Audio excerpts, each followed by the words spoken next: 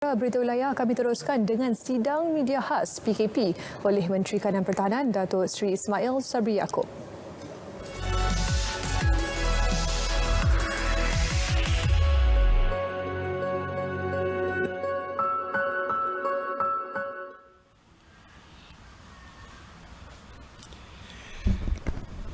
Bismillahirrahmanirrahim. Assalamualaikum warahmatullahi wabarakatuh. Salam Ramadan dan salam sejahtera kepada seluruh rakyat Malaysia yang dikasihi sekalian.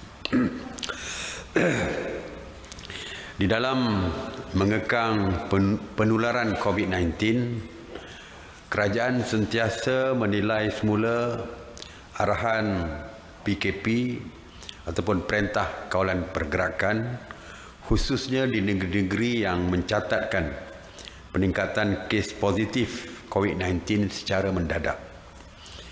Penilaian semula secara berterusan ini juga berpandukan sistem amaran awal, iaitu Hotspots Identification for Dynamic Engagement ataupun HIDE, yang dibangunkan oleh Bank Negara Malaysia dan Kementerian Kesihatan Malaysia. Sistem HIDE ini membolehkan kerajaan untuk mengambil tindakan proaktif dalam mengawal penularan wabak COVID-19 ini.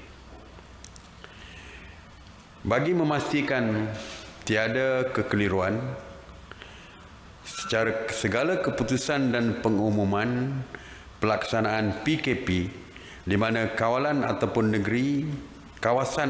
negeri akan dibuat oleh Kerajaan Persekutuan selepas ianya diputuskan di dalam mesyuarat ataupun sidang khas MKN. Kerajaan Selangor melalui Yang Amat Berhormat Menteri Besar Selangor serta MKN Selangor telah membentangkan cadangan kepada MKN untuk melaksanakan PKP di negeri Selangor. Setelah merujuk kepada laporan daripada HIDE, maka mesyuarat setelah merujuk kepada laporan daripada HIDE dan juga di atas nasihat dan juga pandangan daripada Kementerian Kesihatan Malaysia, maka sidang khas MKN bersetuju untuk melaksanakan PKP ke atas 6 daripada 9 daerah di Selangor. Daerah-daerah berikut adalah Hulu Langat, Petaling, Gombak, Kelang, Kuala Langat serta Sepang. PKP bagi daerah yang terlibat akan mula berkuat kuasa pada 6 Mei sehingga 17 Mei 2021. Manakala 3 daerah lagi yang tidak terlibat, iaitu Kuala Selangor, Sabak Bernam dan Hulu Selangor, masih berada di bawah PKP bersyarat ataupun PKPB. Keputusan ini dibuat setelah mengambil kira peningkatan mendadak kes positif COVID-19 dan bagi memutuskan rantaian jangkitan COVID-19. Negeri Selangor telah mencatatkan kes harian yang tinggi sejak 20 April sehingga 4 Mei 2021. Dengan itu,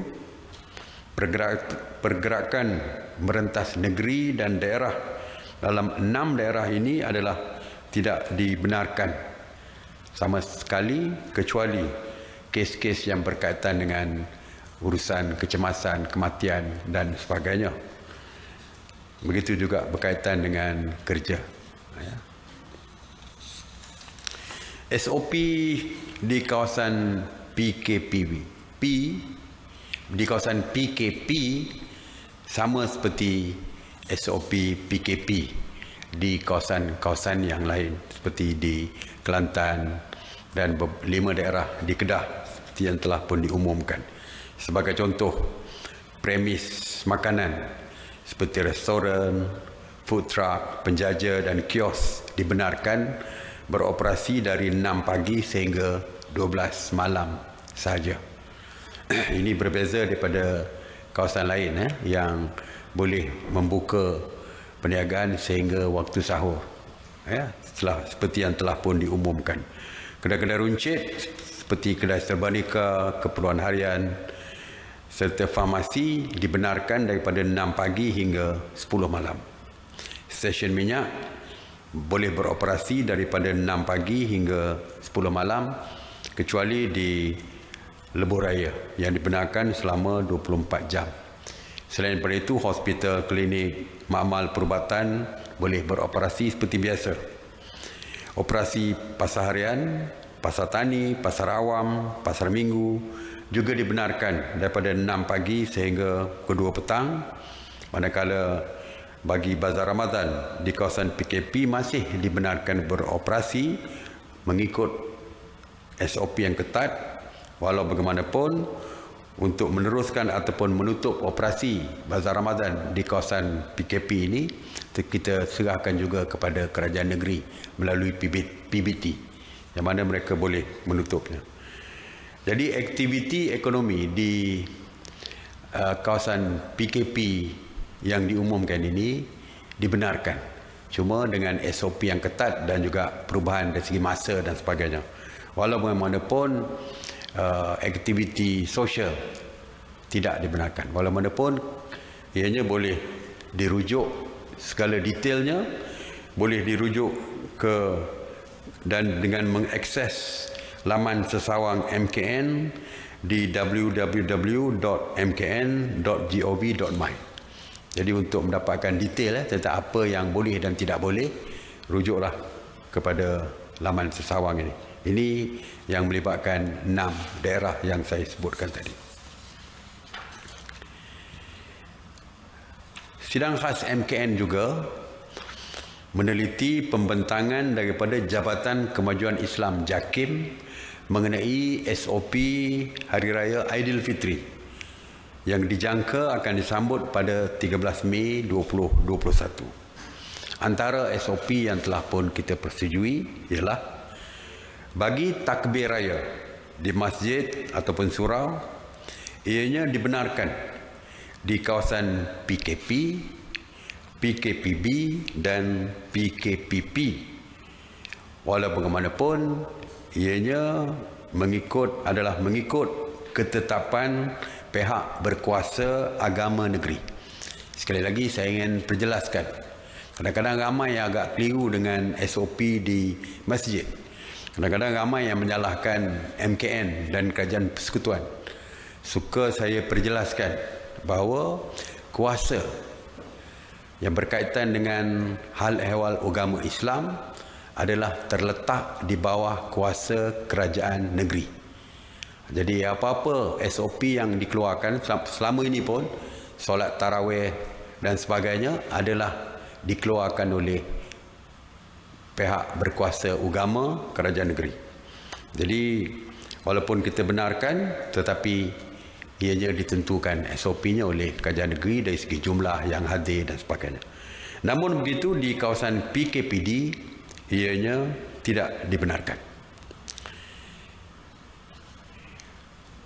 Amalan takbir dari rumah ke rumah adalah tidak dibenarkan di kesemua kawasan PKP.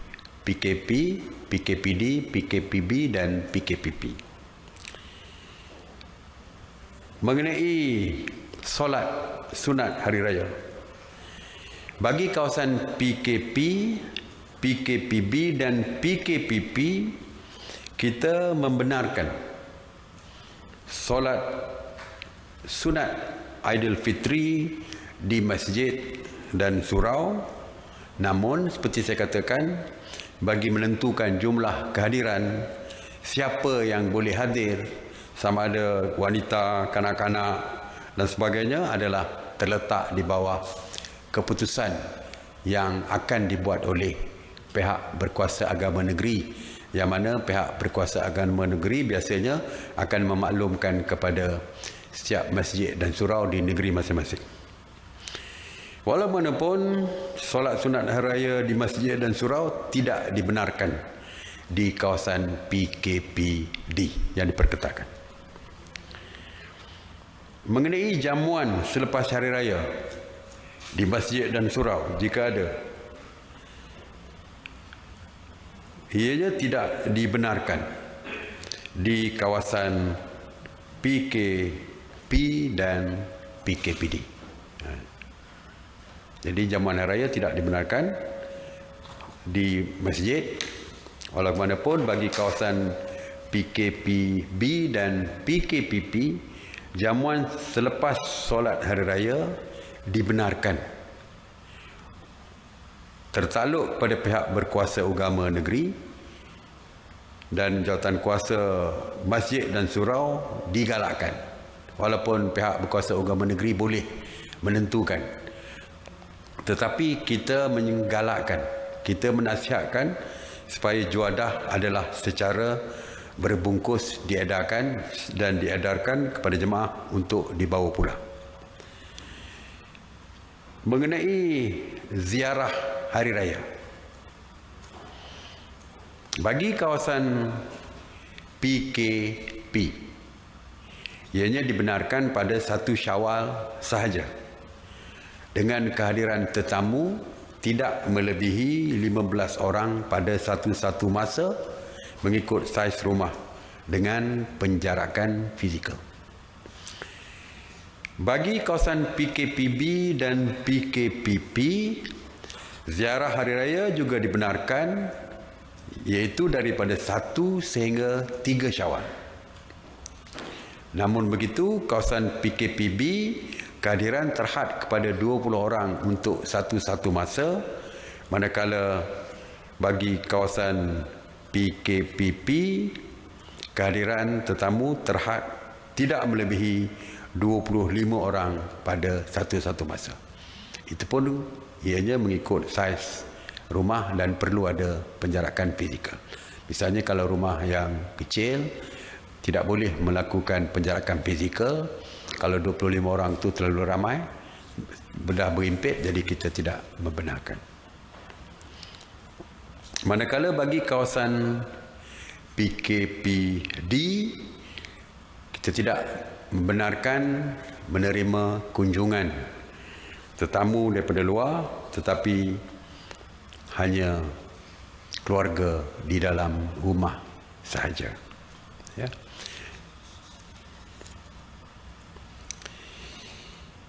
Di dalam memastikan penularan wabak ini terkawal, tuan-tuan rumah yang menerima pengunjung digalakkan untuk menyediakan alat pengimbas suhu badan. Kalau boleh menggunakan QR code MySejahtera, itulah yang terbaik. Dan menyediakan buku bagi mencatatkan nama dan nombor telefon. Ini tujuan dia adalah untuk menjaga keselamatan kita selaku tuan rumah, dan yang keduanya, jika berlaku apa-apa kes, maka kita boleh membuat kontak tracing ataupun pengesanan kontak rapat yang datang berhari raya di rumah kita. Mengenai ziarah tanah kubur, kita membenarkan bagi kawasan PKPB dan PKPP dengan syarat hadnya tidak melebihi 6 orang bagi satu lot ataupun satu petak kubur, serta tidak melebihi 30 minit. Walaupun ziarah tanah kubur bagi kawasan PKP dan PKPD adalah tidak dibenarkan.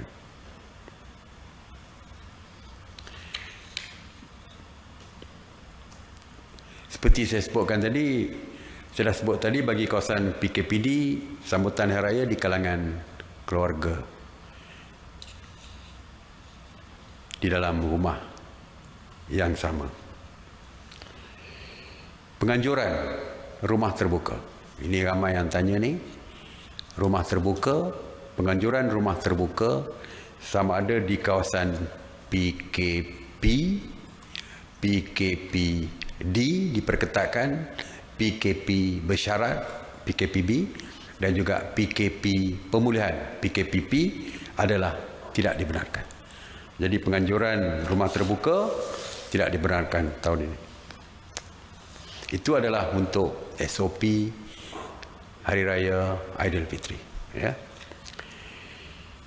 Bagi memperkasakan lagi sistem haid, kerajaan telah membuat keputusan untuk mewajibkan penggunaan aplikasi MySejahtera di semua tempat awam, premis perniagaan, pejabat, masjid serta rumah-rumah ibadat dan atau semua premis yang menerima pengunjung. Dan kita nak kata sekali lagi, kita nak tegaskan bahawa penggunaan ini diwajibkan, semua premis diwajibkan mendaftar dengan aplikasi MySejahtera.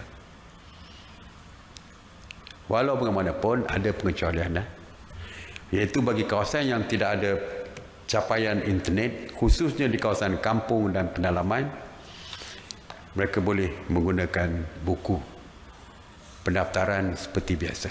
Tetapi jika boleh, kita perlukan semua menggunakan MySejahtera kerana kita boleh mengesan melalui haid yang bekerjasama dengan yang ada hubungan dengan MySejahtera. Mereka boleh membuat pengesanan dari segi kes-kes positif yang berlaku di kawasan yang mengimbas MySejahtera. Jadi kalau tidak ada imbasan MySejahtera, walaupun berlaku kes yang berkaitan dengan positif ini, ianya tidak dapat dikesan. Dia dipanggil blind spot, tidak dapat dikesan. Jadi agak sukar untuk mengesan kontak rapat ini. Sebenarnya penggunaan MySejahtera ini memang telah pun kita wajibkan, cuma saya nak mengingatkan, ya, dan menjadi kesalahan kalau tidak menggunakan MySejahtera ataupun merekod nama di dalam buku. Sebab itu hampir setiap hari ramai yang diambil tindakan oleh pihak berkuasa kerana tidak menggunakan MySejahtera. Saya ingin memaklumkan beberapa kes yang berkaitan dengan PKPD yang statusnya mungkin ditamatkan ataupun dilanjutkan. Di kawasan PKPD di Rumah Panjang Matthew, Pakan, Sarike, Sarawak dijangka tamat pada esok 5 Mei. Jadi dalam tempoh itu sebanyak 16, dalam tempoh PKPD sebanyak 16 kes positif telah direkodkan oleh KKM hasil daripada keseluruhan 67 ujian saringan yang dilakukan di rumah panjang tersebut. KKM mengesahkan terdapat penurunan kes dan kluster adalah terkawal, manakala kes terakhir telah direkodkan pada 26 April 2021 iaitu 14 kes sahaja. Setelah membuat penilaian risiko atas nasihat KKM, maka kerajaan bersetuju untuk menamatkan PKPD di Rumah Panjang Matthew, Pakan, Sarike, Sarawak pada 5 Mei seperti yang dijadualkan. Kerajaan sebelum ini juga telah melaksanakan PKPD di 3 taman perumahan, iaitu Taman Aman 3, Taman Aman Jaya dan Taman Palm Heights, Lahad Datu, Sabah, yang dijadualkan tamat besok 5 Mei. Sehingga kini KKM telah melaksanakan 174 ujian saringan di ketiga-tiga taman tersebut, namun hanya 3 kes positif direkodkan. KKM mengesahkan terdapat penurunan kes dan kluster adalah terkawal, manakala semua kes positif telah menerima rawatan. Setelah membuat penilaian risiko atas nasihat KKM, kerajaan bersetuju untuk menamatkan PKPD di Taman Aman 3, Taman Aman Jaya dan Taman Palm Heights, Lahad Datu, Sabah pada 5 Mei seperti yang dijadualkan. Kerajaan sebelum ini telah melaksanakan PKPD di Rumah Panjang Dinggai, Pakan, Sarike, Sarawak yang dijadualkan tamat pada hari besok. Sebanyak 21 kes positif telah direkodkan hasil daripada keseluruhan 51 ujian saringan. KKM juga memaklumkan masih berlaku penularan kes di kalangan penghuni rumah panjang tersebut serta terdapat kes baru direkodkan di lokaliti ini. Setelah membuat penilaian risiko dan atas nasihat KKM, maka kerajaan bersetuju untuk melanjutkan lagi PKPD di rumah panjang Dinggai, Pakan, Sarike, Sarawak sehingga 19 Mei 2021. Jadi kita sambung lagi. SOP PKPD adalah sama saja dan boleh rujuk kepada website MKN. Saya nak jelaskan secara ringkas saja mengenai Task Force Operasi Pematuhan. Semalam 301 individu telah ditahan di atas kesalahan engkar SOP. Daripada jumlah itu 293 individu di kompaun, manakala 8 lagi direman. Antara kesalahan yang direkodkan 127 kesalahan kerana gagal merekod butiran diri dan daftar masuk premis. Saya dah sebutkan tadi. Kita wajibkan. Seterusnya tidak memakai pelitup muka, tiada penjarakan fizikal dan lain-lain. Jadi nampaknya basic ataupun asas SOP ni 3 perkara. Perkara asas yang saya percaya ini sudah pun menjadi norma, sudah diketahui oleh umum. Siapa pun tahu. Semua tahu, iaitu mesti memakai pelitup muka, mesti ada penjarakan fizikal dan mencuci tangan ataupun sanitize tangan masing-masing. 3 perkara itu memang dah menjadi asas. Tapi sehingga ini masih lagi ada kes yang gagal memakai pelitup muka di tempat awam. Jadi saya harap perkara ini tidak berlaku. Kerana ianya sudah kita dah pun setahun lebih mengamalkan, dinasihatkan hampir setiap hari dengan perkara yang sama. Mengenai Ops Benteng, semalam Ops Benteng telah menangkap 9 orang termasuk 4 penyeludup dan 9 parti, serta merampas 4 buah kenderaan darat dan 1 kapal. Ops Benteng juga mengadakan 280 SJR semalam ataupun Sekatan Jalan Raya. Ops sanitasi awam semalam sebanyak 74 ops sanitasi dilakukan yang meliputi 36 zon merah, 2 zon jingga, 6 zon kuning dan 5 zon hijau di seluruh negara. Manakala bagi kuarantin wajib secara kumulatif sejak 24 Julai 2020, seramai 195,229 individu telah pulang ke tanah air dan kesemua ditempatkan di 73 hotel dan 9 institut latihan awam serta institut pengajian swasta di seluruh negara. Tuan-tuan dan puan-puan, baru-baru ini, sebelum saya masuk ke penutup, saya juga ingin memaklumkan bahawa memandangkan kes yang mendadak seperti hari ini, kita sudah pun mengumumkan bahawa rentas negeri, rentas negeri tidak dibenarkan. Dan ianya juga meliputi yang tidak dibenarkan, yang digantung kebenarannya, termasuklah aktiviti pelancongan daripada PKPP, kawasan PKPP, negeri PKPP ke kawasan-kawasan PKPP yang lain melalui gelembung perjalanan domestik yang sebelum ini dibenarkan.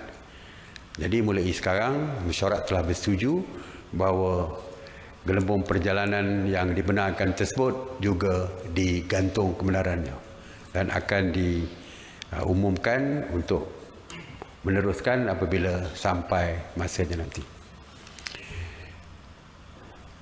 Baru-baru ini kerajaan telah mengumumkan sekatan sementara ke atas pengembara warga India serta penerbangan dari India untuk masuk ke negara kita bagi mengekang penularan varian baru COVID-19 daripada negara tersebut. Walaupun baru-baru ini timbul berita yang diedarkan, yang disebarkan bahawa terdapat beberapa penerbangan membawa penumpang dari India tiba ke KLIA dan pihak Malaysia Airport Berhad telah pun membuat kenyataan, malah Menteri yang berhormat, Menteri Pengangkutan juga telah membuat penafian kerana tidak ada penerbangan yang membawa penumpang setelah kita menyekat kemasukan pesawat daripada India. Yang ada tiba hanyalah pesawat kargo yang tidak melibatkan penumpang. Perkara ini telah pun diperjelaskan dan pihak yang mendakwa tersebut telah pun membuat permohonan maaf. Dan baru-baru ini berhari-hari timbul kiriman di dalam media sosial, WhatsApp group dan sebagainya yang mengatakan kerajaan akan membuat total lockdown PKP seluruh negara, setiap negeri di seluruh Malaysia, dan akan bermula kononnya pada minggu ini. Kita telah pun menafikan, MKN telah pun menafikan perkara tersebut. Yang saya nak sebutkan hari ini bahawa masih banyak berita-berita palsu yang diedarkan.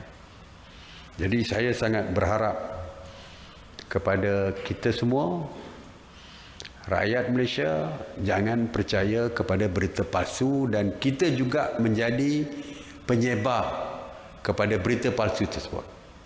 Kerana dari segi undang-undang, bukan saja yang memulakan berita palsu tersebut adalah salah, tetapi yang menyebarkan pun salah dan boleh diambil tindakan undang-undang. Jadi sila semak sebelum kita sebarkan. Kalau yang berkaitan dengan PKP, negeri mana, kawasan mana yang nak diisiakan PKP, tentulah melalui pengumuman yang dibuat oleh saya selaku yang menjaga perkara yang berkaitan dengan bukan kesihatan, dan jika perkara yang berkaitan dengan kesihatan sama ada diumumkan oleh Ketua Pengarah Kesihatan ataupun Menteri Kesihatan sendiri. Hari ini sudah banyak diumumkan oleh Yang Berhormat Menteri Kesihatan akhir-akhir ini. Jadi pihak yang tertentu saja yang mewakili kerajaan yang boleh mengumumkan. Selagi tidak ada pengumuman daripada saya tentang kawasan-kawasan yang di lockdown dan sebagainya, yang dikenakan PKP dan sebagainya, atau PKPB, PKPP dan sebagainya, ianya boleh dianggap sebagai berita palsu. Jadi kalau tak ada pengumuman, tidak ada. Walaupun diedarkan mengaku daripada pihak kerajaan dan sebagainya, ianya adalah berita palsu. Jadi sekali lagi saya ingatkan, jangan percaya kepada berita-berita yang tidak sahih seperti ini, dan sebelum sebarkan, sila cek ataupun sila semak kesahihan dan kebenaran berita tersebut. Jangan kita menjadi penyebar. Terima kasih. Saya buka kepada soalan. Assalamualaikum Dr. Sri, Farhan Puteri Bernama. Berkenaan dengan pengumuman PKP di 6 daerah di Selangor, adakah arahan work from home akan dikuatkuasakan untuk ke 6 daerah terbabit? Ya. Yang pertamanya ada dua work from home ni. kaki tangan kerajaan ataupun perkhidmatan awam dan juga swasta. Untuk perkhidmatan awam, pihak kerajaan akan mengumumkan, manakala bagi pihak swasta, saya percaya MITI yang akan umumkan. Jadi kita tunggulah keputusan dan pengumuman daripada kedua-dua pihak ini. Okey? Soalan kedua saya berkenaan dengan rentas negeri. Sebelum ni KPM memaklumkan pelajar berasrama dibenarkan pulang beraya mulai 6 Mei ini kecuali di kawasan PKPD. Jadi memandangkan ada kawasan sudah dikenakan PKP dan rentas negeri dan daerah pun tidak dibenarkan, adakah syarat tertentu bagi ibu bapa yang akan mengambil anak ini akan dikenakan? Mungkin ada hanya seorang sahaja yang dibenarkan, bagaimana? Seperti kita tahu, mereka mulakan pada 7 bulan kalau tak silap saya. Kalau di Selangor, PKP dah bermula berkuat kuasa 6 bulan. 2 hari daripada sekarang. 6 bulan. Jadi mesyuarat telah bersetuju untuk membenarkan ibu bapa terus untuk mengambil anak mereka walaupun 7 bulan sudah pun PKP sudah beroperasi. Tetapi dari segi SOP dan sebagainya akan diumumkan oleh Kementerian Pelajaran. Oleh KPM oleh Kementerian. Jadi kita tunggulah. Detail SOP itu akan diumumkan. Tapi kita dah benarkan walaupun dah lebih 1 hari.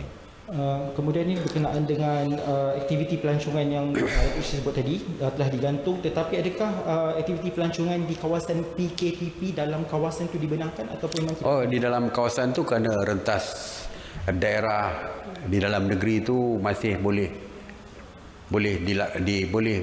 beroperasi seperti biasa, ianya tidak terjejas. Yang tadi adalah rentas negeri. Kalau di dalam negeri PKPP memang rentas daerah dibenarkan. Jadi mereka boleh meneruskan aktiviti pelancongan di dalam negeri PKPP saja. Boleh. Ya? Okey. Baik, terus soalan saya yang terakhir juga berkenaan dengan rentas negeri. Datuk Seri dah sebut sebentar tadi rentas negeri tidak dibenarkan sama sekali. Tetapi mungkin akan adakah pengecualian kepada mana-mana pihak, khususnya mereka-mereka yang terkenal ini, kan, untuk merentas negeri, sebab kita tak mahu lagi berlaku rentas negeri melibatkan orang-orang kenamaan, orang-orang yang terkenal bagi alasan yang mungkin tidak munasabah, nak ke Melaka membeli cincau misalnya, nak ke Penang beli pasambok misalnya. Mungkin Datuk Seri boleh beri jaminan dan penjelasan yang tegas kepada semua rakyat Malaysia supaya patuh pada SOP ini dan tiada sesiapa sahaja diberikan kelonggaran untuk rentas negeri. Terima kasih, Datuk Seri.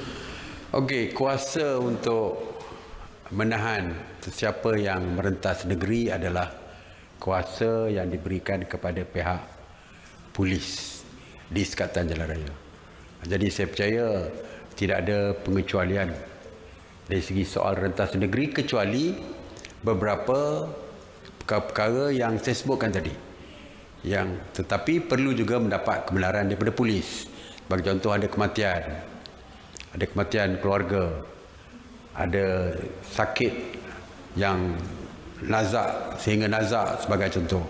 Itu masih dibenarkan rentas negeri. Tetapi yang lain,